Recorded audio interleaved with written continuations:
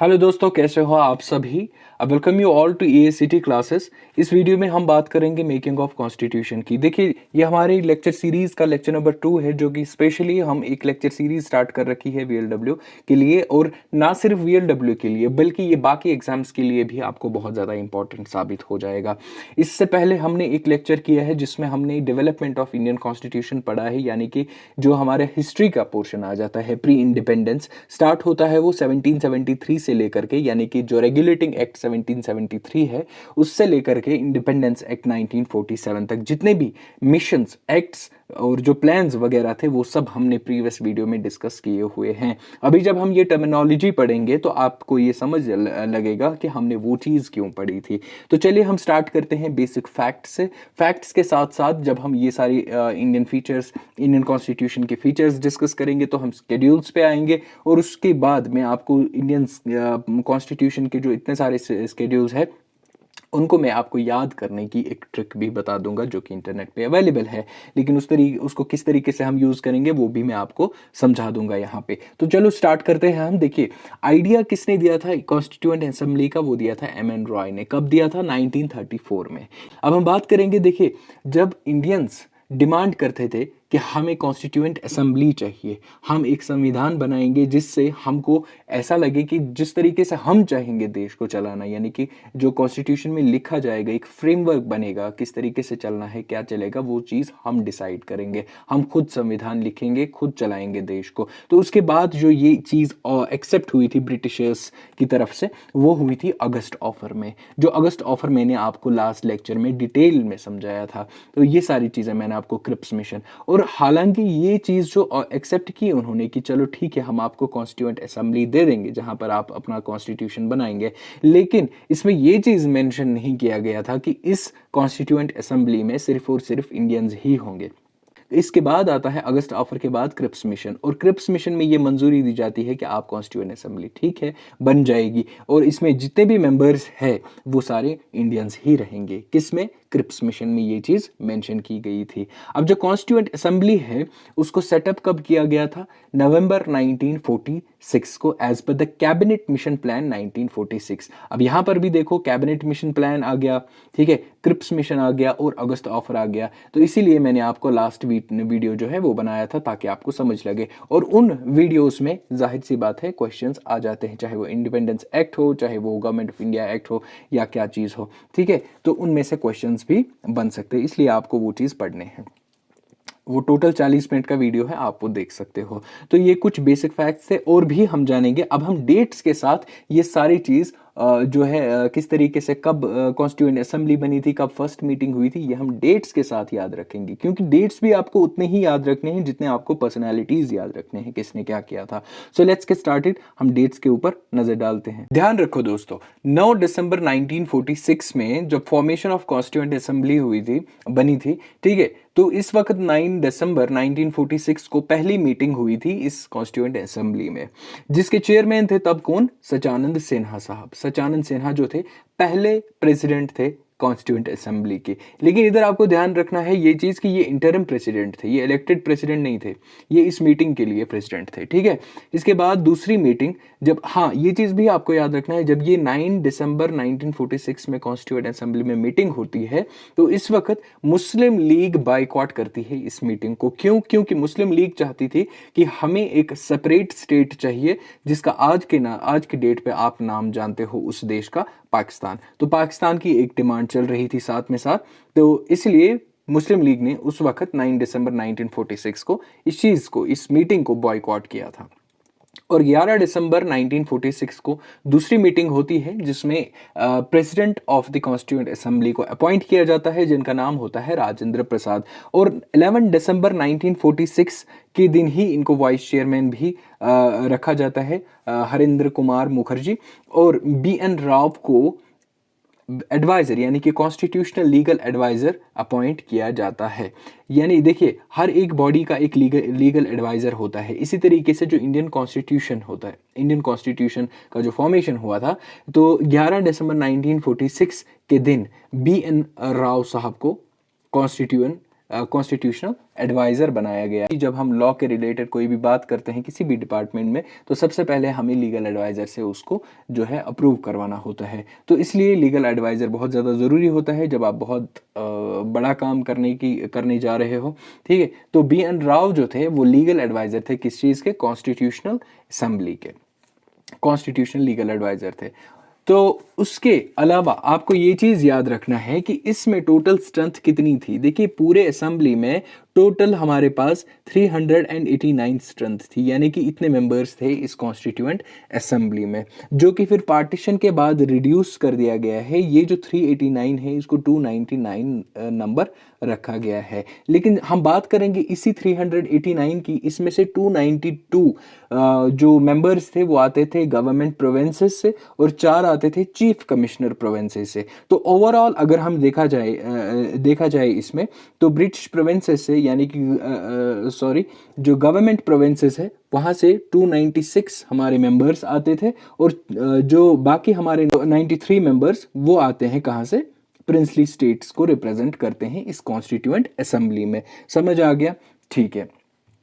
तो अब हम नेक्स्ट चलते हैं 13 दिसंबर 1946 के दिन। ये दिन ऐसा था कि उस दिन पंडित जवाहरलाल नेहरू ने ऑब्जेक्टिव रेजोल्यूशन को प्रेजेंट किया था। अब ये ऑब्जेक्टिव रेजोल्यूशन क्या था? जिस तरीके से आप आज देखते हो प्रियम्बल ऑफ द कॉन्स्टिट्यूशन, यानी कि जो एक ऐसा डॉक्यूमेंट जो डिफाइन करता है अपने कॉन्स्टिट्यूशन को कि इसमें क्या चीज़ें होंगी। इस ऑब्जेक्टिव रेजोल्यूशन में कुछ प्रिंसिपल्स थे कॉन्स्टिट्यूशन के कि ये इसमें क्या चीज़ है, ठीक है। एक ब्रीफली डिफाइन करता था ये इंडियन कॉन्स्टिट्यूशन को, जिसको ऑब्जेक्टिव रेजोल्यूशन के नाम से जाना जाता था, जो पंडित जवाहरलाल नेहरू ने इसी दिन 13 दिसंबर 1946 के दिन ही प्रेजेंट किया था कॉन्स्टिट्यूएंट असेंबली में, जो बाद में इंडियन कॉन्स्टिट्यूशन का प्रियम्बल बन गया है, जो हमें आगे डिटेल में अलग से एक टॉपिक पढ़ना है, प्रियम्बल ऑफ इंडियन कॉन्स्टिट्यूशन, ठीक है। इसके बाद आता है 13 दिसंबर के बाद 22 जनवरी 1947। 22 जनवरी 1947 को यूनानिमसली इस ऑब्जेक्टिव रेजोल्यूशन को जो है अडॉप्ट किया जाता है कॉन्स्टिट्यूएंट असेंबली में, यानी कि अब जो है ये पंडित जवाहरलाल नेहरू ने जो प्रेजेंट किया था ऑब्जेक्टिव रेजोल्यूशन, इस पे सभी लोगों ने सहमति दिखाई, बोला कि हाँ ये चीज़ सही है। अब इसको जो है अडॉप्ट किया था कब? 22 जनवरी 1947 को। अब आते हैं हम 22 जुलाई 1947 की डेट पे, जिस दिन हमारा नेशनल फ्लैग अडॉप्ट हुआ था। ट्राई कलर जो आप देखते हो उसको अडॉप्ट कब किया गया था? उसको अडॉप्ट किया था 22 ऑफ जुलाई 1947 के दिन। और इस ट्राई कलर को किसने डिजाइन किया था? पेंगाली वेंकैया ने किया था, ठीक है। तो इस ट्राई कलर को अडॉप्ट किया था 22 ऑफ जुलाई 1947, और किसने किया था? पेंगाली वेंकैया ने किया था। ध्यान रखना दोस्तों, इन डेट्स के साथ साथ आपको इन पर्सनालिटीज का भी नाम याद रखना है, ठीक है। तो अब हम बात करते हैं तब जब इंडिया ने अचीव की है अपना जो इंडिपेंडेंस है, ठीक है। तो 15 ऑफ अगस्त 1947 के दिन इंडिया को स्प्लिट किया जाता है 2 स्टेट्स में। एक होता है डोमिनियन ऑफ इंडिया, दूसरा होता है डोमिनियन ऑफ पाकिस्तान। ध्यान में रखना, अभी जब तक हमारा कॉन्स्टिट्यूशन अडॉप्ट नहीं होता, एनफोर्स नहीं होता है, तब तक ये डोमिनियन ऑफ इंडिया और डोमिनियन पाकिस्तान ही था, ठीक है। तो इसके बाद जब 29 ऑफ अगस्त 1947 आता है, तो इस दिन ड्राफ्टिंग कमेटी अपॉइंट की जाती है, क्योंकि एक दुनिया का लेंथीएस्ट कॉन्स्टिट्यूशन माना जाता है इंडियन कॉन्स्टिट्यूशन को, बल्किएस्ट कॉन्स्टिट्यूशन, बहुत बड़ा। इसके कारण बहुत सारे हो सकते हैं, क्योंकि यहाँ पर डाइवर्सिटी है, एक ही कॉन्स्टिट्यूशन है स्टेट्स और यूनियंस का, तो ये सारे रीजंस हो सकते हैं लेंथीएस्ट कॉन्स्टिट्यूशन होने के, ठीक है। तो सबसे बड़ा रीजन जो है यहाँ पर मजहबों की डाइवर्सिटी है। तो इसलिए यहाँ पर जो हर एक चीज संविधान में लिखा गया था, तो सोच समझकर ही लिखा गया था। तो इस ड्राफ्टिंग कमेटी, तो एक बंदे का तो काम नहीं था, इसके लिए एक कमेटी अपॉइंट की गई है, जिस कमेटी का चेयरमैन डॉक्टर BR अम्बेडकर को रखा गया है। इस वक्त से उन्होंने कॉन्स्टिट्यूशन को ड्राफ्ट करना स्टार्ट किया था विद हिज 6 मेंबर्स, ठीक है। तो अगर आप उन मेंबर्स का नाम याद रखना चाहते हो, बहुत ज़्यादा इंपॉर्टेंट नहीं है आपके लिए, तो आप याद रख सकते हो, नहीं भी रख सकते हो, ये ऑप्शनल है, आपको मिल जाएंगे PDF में, ठीक है। तो उसके बाद आते हैं हम तब जब हमारा इंडियन कॉन्स्टिट्यूशन तैयार होके आया था। अब इसको अडॉप्ट कब किया गया था, यानी कि ये जो है हमारा तैयार कब हुआ था बनके? 26 नवंबर 1949 को, ठीक है। 26 ऑफ नवंबर 1949 को इंडियन कॉन्स्टिट्यूशन को अडॉप्ट किया गया था असेंबली के द्वारा। ठीक है, कॉन्स्टिट्यूएंट असेंबली में इसमें इसको अडॉप्ट किया गया था। अब 24 जनवरी 1950 को एक लास्ट मीटिंग होती है कॉन्स्टिट्यूएंट असेंबली में, जहां पर इस कॉन्स्टिट्यूशन को सब जितने भी मेंबर्स थे कॉन्स्टिट्यूएंट असेंबली में उनके साइन मिल जाते हैं, यानी कि उनका जो है काइंड ऑफ मान लीजिए एक एक्सेप्टेंस मिलता है इस इंडियन कॉन्स्टिट्यूशन को, जिसमें टोटल 395 आर्टिकल्स थे, 8 शेड्यूल्स थे और 22 पार्ट्स थे।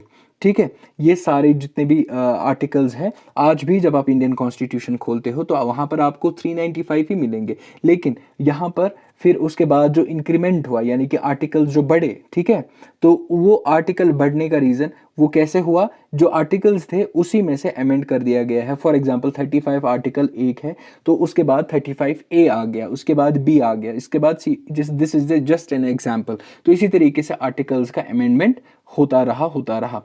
ठीक, तो इसके बाद ये चीज़ आप याद रखना, कब अडॉप्ट किया था इंडियन कॉन्स्टिट्यूशन को, 26 नवंबर 1949 को। ध्यान रखना मेरे दोस्तों, इस दिन से ये एनफोर्स नहीं हुआ था, इस दिन ये बस तैयार हुआ था और अडॉप्ट किया था कॉन्स्टिट्यूएंट असेंबली ने। इसके अलावा जो मोस्ट इंपॉर्टेंट और दो चीजें हुई थी इस 24 जनवरी 1950 के दिन, वो ये था कि इसी दिन 24 जनवरी 1950 के दिन ही हमारा नेशनल एंथम और नेशनल सॉन्ग को अडॉप्ट किया था। कब?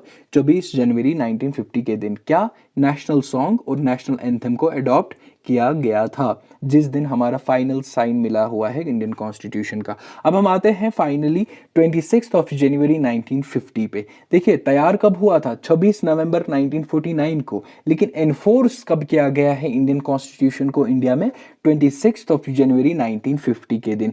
क्यों?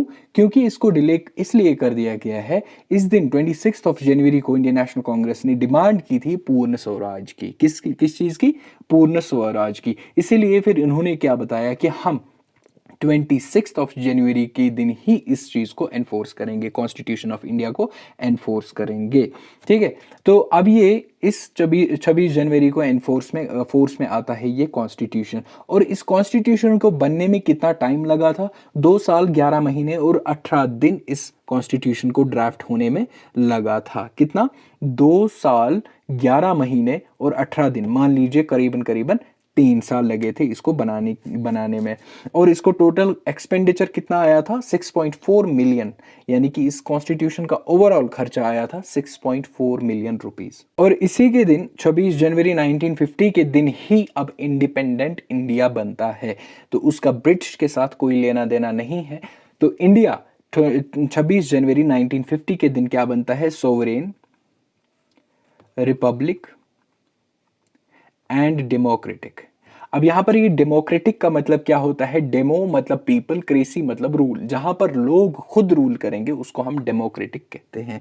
और सोवरेन का मतलब होता है कोई भी एक्सटर्नल इन्फ्लुएंस इस देश पर नहीं होगा, ये जिस तरीके से चाहे, यहाँ के लोग जिस तरीके से चाहेंगे कानून बना सकते हैं, पॉलिसीज बना सकते हैं, that means sovereign. And Republic मतलब इस देश का एक हेड होगा, जिस तरीके से हम आज के डेट में देखते हैं हमारा कौन हेड ऑफ द स्टेट कौन होता है? हमारा head of the state president कहलाता है। आप ध्यान रखना, हेड ऑफ द स्टेट जो है वो आप प्राइम मिनिस्टर नहीं कहना, हेड ऑफ द स्टेट हमारा प्रेसिडेंट है, प्रेसिडेंट ऑफ इंडिया। और जो हेड ऑफ द गवर्नमेंट है उसको हम प्राइम मिनिस्टर के नाम से यहां जानते हैं। ठीक है, अब देखिए जब आप फीचर्स ऑफ इंडियन कॉन्स्टिट्यूशन देखते हो तो वहाँ पर आपको शेड्यूल्स, पार्ट्स वगैरह ये सब चीज़ें याद रखनी होती है। ठीक है, उसमें से आपको जो है आर्टिकल्स के रिलेटेड भी पूछे जाते हैं सवालात।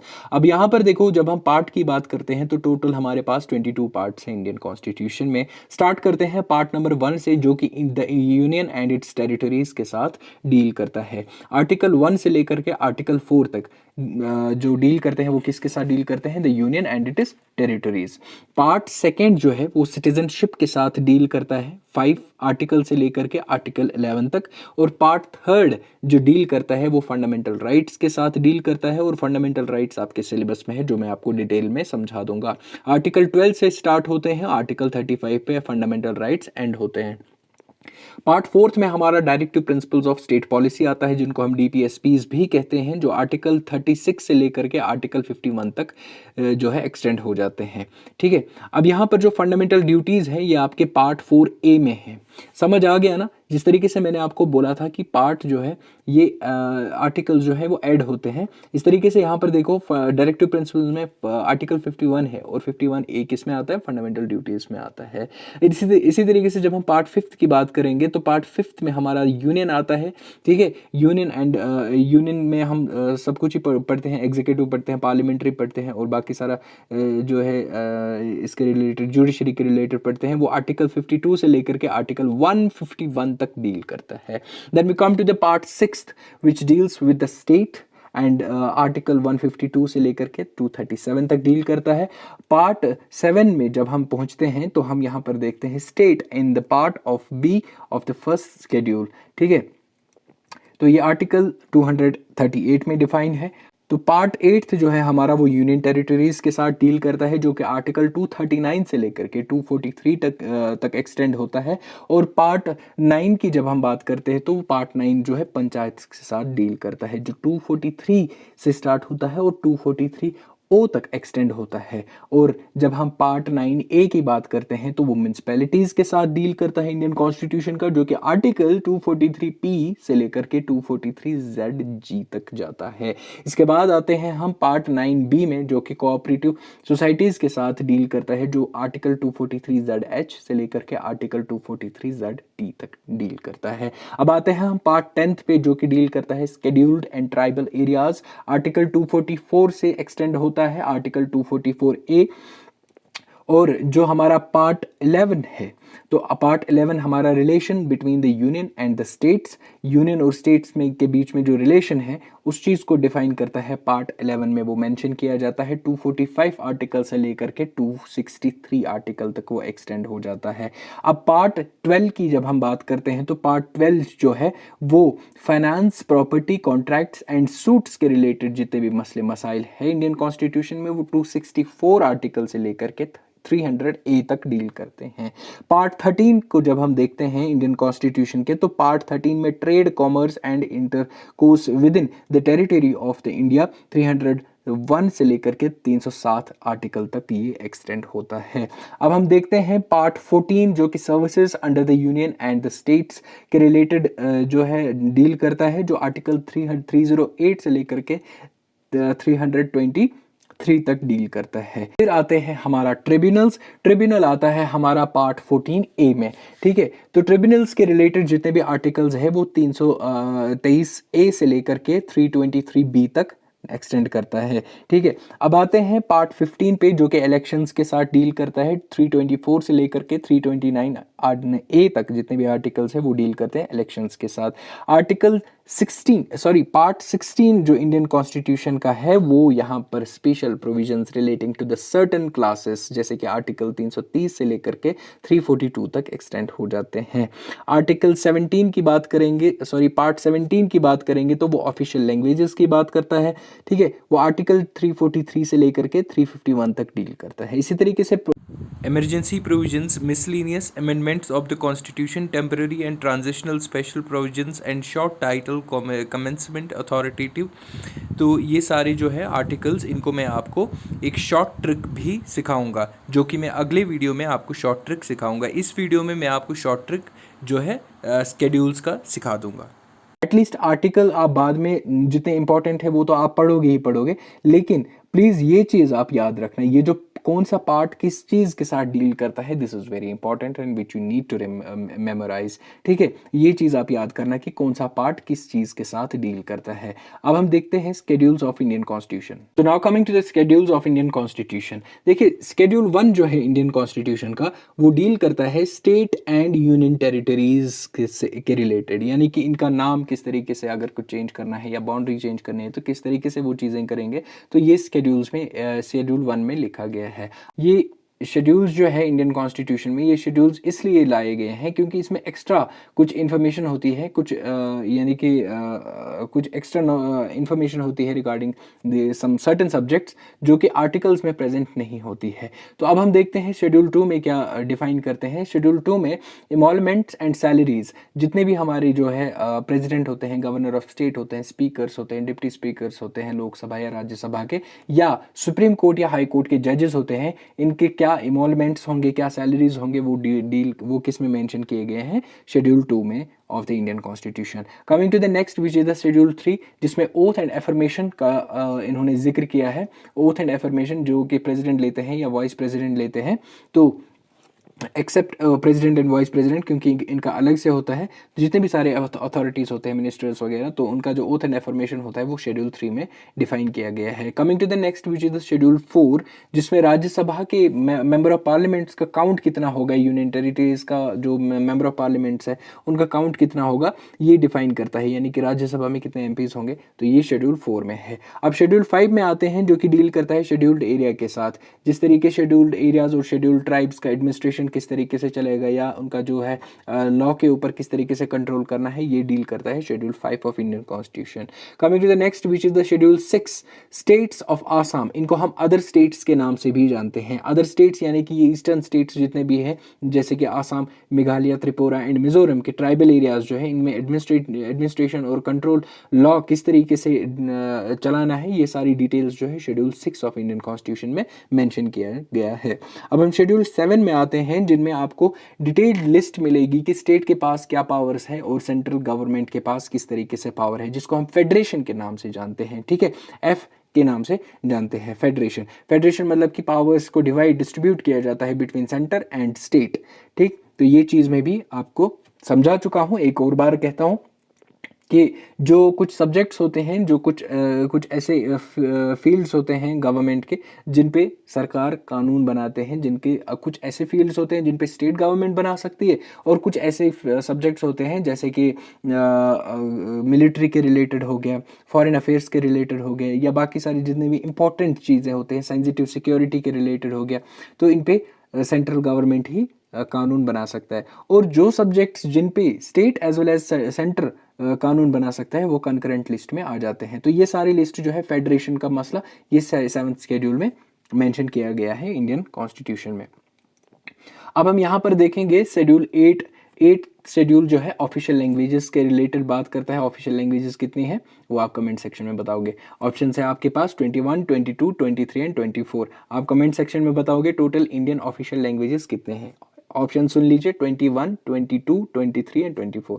ठीक है, okay. Now coming to the next which is the schedule 9, जिसमें validation of certain acts and regulations के साथ डील करता है। उसके बाद आता है शेड्यूल 10 जो डिटेल्स देता है अबाउट द पार्टी चेंज, यानी कि जो हमारा एंटी डिफेक्शन लॉ है इंडियन कॉन्स्टिट्यूशन में। एंटी डिफेक्शन लॉ यानी कि ये जो मंत्री हमारे होते हैं, मेंबर ऑफ पार्लियामेंट से जितने भी हमारे पॉलिटिकल लीडर्स होते हैं, उनको ये दल बदलू होने से रोकता है, यानी कि वो जीतते हैं फिर बाद में पार्टी चेंज करते हैं या किस तरीके से।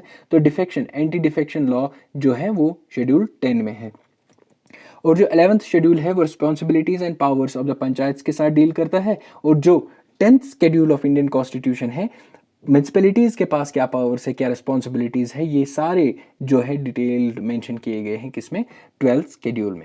अब मैं आपको यहाँ पर ट्रिक समझाता हूँ कि ये जो मैंने लिस्ट बनाया था 12 शेड्यूल्स का, इसको आप किस तरीके से ट्रिक्स में याद रखोगे। देखिए, इसमें आपको ये चीज़ जो है याद रखना है, tears of old PM. Tears of old PM, ये जो टीयर्स की स्पेलिंग है, ऑफ की स्पेलिंग है, ओल्ड की स्पेलिंग है, और ये जो पीएम है, इन्हीं वर्ड्स में से आपको जो है बाकी सारे स्केड्यूल्स याद रखने हैं। टीयर्स ऑफ ओल्ड पीएम यानी कि सबसे पहला जो हमारा स्केड्यूल है वो टी से होता है। अब टी से क्या है हमारे फर्स्ट शेड्यूल में, टेरिटरीज, जो यूनियन टेरिटरीज और स्टेट्स के साथ डील करता है स्केड्यूल, वो कौन सा है, फर्स्ट शेड्यूल, शेड्यूल नंबर 1। दूसरा है हमारा ई क्या होता है, E stands for emoluments and salaries, जो भी हमारे जो प्रेसिडेंट और वाइस प्रेसिडेंट को छोड़ करके जितने भी अथॉरिटीज है, उनकी सैलरीज किस तरीके से डिफाइन हो जाती है, उनका इमोलमेंट्स कैसे डिफाइन हो जाते हैं, ये सारे सेकंड शेड्यूल में है। तीसरा है अल्फाबेट हमारे पास ए, जो कि ओथ एंड एफर्मेशन के साथ डील करता है, यानी कि ए स्टैंड्स फॉर एफर्मेशन। तो आपको याद होना चाहिए ओथ एंड एफर्मेशन। ओके, सो यहाँ पर जो है आर डील्स विद राज्यसभा, यानी कि राज्यसभा में जितने भी एमपीज आते हैं, यानी कि जितने जो एमपीज के साथ डील करते हैं, तो आपको ये राज्यसभा आर से याद रखना होगा। तो अब हम बात करते हैं एस से। S stands for scheduled areas, ठीक है। S stands for scheduled area, जितने भी शेड्यूल्ड एंड ट्राइबल एरियाज है उनको उनमें किस तरीके से यानी कि लॉ कंट्रोल करना है या एडमिनिस्ट्रेशन चलानी है, वो किस में है, वो हमारे 5th शेड्यूल में है। और हमारा 6th शेड्यूल जो है वो डील करता है ओ के साथ, ऑफ। अब हमारा ऑफ क्या होता है ना, अदर शेड्यूल्ड एरिया, जिसमें हमारा एटीएम है। एटीएम मतलब आसाम, त्रिपुरा, मेघालय एंड मिजोरम। तो ये 4 जो है इनके जो शेड्यूल्ड एंड ट्राइबल एरियाज हैं उनमें किस तरीके से आपको एडमिनिस्ट्रेशन चलानी है, बाकी सारी चीज़ें ये आपके कॉन्स्टिट्यूशन के 6th शेड्यूल में मेंशन किया गया है। अब 7th शेड्यूल में हमारा है फेडरेशन, यानी कि जो हमारे 3 लिस्ट है, state list, concurrent list and union list. Union list में सिर्फ वही सब्जेक्ट्स है जिन पे सिर्फ सेंट्रल गवर्नमेंट कानून बना सकता है। स्टेट लिस्ट में सिर्फ वही सब्जेक्ट्स है जिन पे स्टेट गवर्नमेंट कानून बना सकता है। और कंकरेंट लिस्ट वो लिस्ट होता है सब्जेक्ट्स का जिन पे state as well as union कानून बना सकते हैं। तो ये किस में है आपके, ये आपका एफ में आता है, फेडरल स्ट्रक्चर में। ध्यान रखना मेरे दोस्तों, समझ आ गया ना, ठीक है। ये आपका यहाँ पर ऐसे भी रख सकते हो 1 2 3 4, अगर आपको याद नहीं रखे 1 2 3 4 5 6 7 8 9 10 11 एंड 12। अब हमारा ओ से होता है ओल्ड। देखिए ओल्ड हमारा नंबर 8 शेड्यूल है, ये ध्यान रखना, ठीक है। Old PM. ओ से हमारा ऑफिशियल लैंग्वेजेस आता है, ठीक है। जिस तरीके से मैंने आपको बोला था कितनी ऑफिशियल लैंग्वेज है वो आप मुझे कमेंट सेक्शन में बता दोगे। इसके बाद एल आता है, ठीक है। L deals with the land reforms. उसके बाद D deals with the defection, यानी कि एंटी डिफेक्शन लॉ के साथ ये जो है 10th शेड्यूल डील करता है। और लास्ट के 2 प्राइम मिनिस्टर आपको याद रख, पीएम आपको याद रखना है, किससे, पीएम आपको याद रखना है। लास्ट पीएम का जो अल्फाबेट है इसको देखेंगे, P stands for panchayat and M stands for municipalities. तो ये 11वां शेड्यूल है और ये 12वां शेड्यूल है। अब 11वां शेड्यूल किसके साथ डील करता है, पंचायत के साथ। उनके पास क्या पावर्स है, वो किस तरीके से अपने पावर्स को यूटिलाइज करेंगे, क्या चीज़ें हैं, ठीक है। 73rd कॉन्स्टिट्यूशनल अमेंडमेंट एक्ट जो आप जानते हो। और फिर बाद में आता है म्यूनसिपैलिटीज़ जो कि 12 शेड्यूल में है, वो 74th कॉन्स्टिट्यूशनल अमेंडमेंट एक्ट में आता है, तो वो 12 शेड्यूल में, कॉन्स्टिट्यूशन के 12वीं शेड्यूल में आपको देखने को मिलेगा। तो ये ट्रिक थी कि आप 12 शेड्यूल्स को किस तरीके से याद रखोगे। एक और बार मैं इसको दोहराता हूँ, tears of old PM. T stands for, E stands for, A stands for. T के साथ आप टेरिटरी याद रखोगे, टेरिटरी यानी यूनियन टेरिटरी एंड स्टेट्स के साथ, ठीक। ई के साथ आप एमोलमेंट्स एंड सैलरीज। ए के साथ आप ओथ एंड अफर्मेशन रखेंगे। आर के साथ आप राज्यसभा रखेंगे याद, ठीक है। राज्यसभा में जितने भी एमपीज होते हैं, तो उसके बाद जो राज्यसभा में कितने एमपीज जाते हैं। तो इसके बाद जब हमारा एस, टीयर्स का एस जो है वो शेड्यूल्ड एरियाज के साथ डील करता है। इसके बाद ऑफ का जो ओ है that stands for the other scheduled area, जिसमें हमारा आसाम, त्रिपुरा, मिजोरम एंड मेघालय आता है। एफ स्टैंड्स फॉर फेडरेशन, जिसमें हमारे 3 लिस्ट्स है जो मैंने अभी आपको बताया था, union list, state list and concurrent list. O stands for official languages which is mentioned in the Indian constitution and L stands for land reforms, D stands for anti defection law and P stands for panchayat and M stands for municipalities. तो इसी तरीके से ये सारे 12 schedules आपको याद रखने हैं। So this was the trick of to remember 12 schedules of Indian Constitution. In our next video, we'll be discussing the sources of the Indian Constitution, यानी Indian Constitution के sources क्या रहे हैं।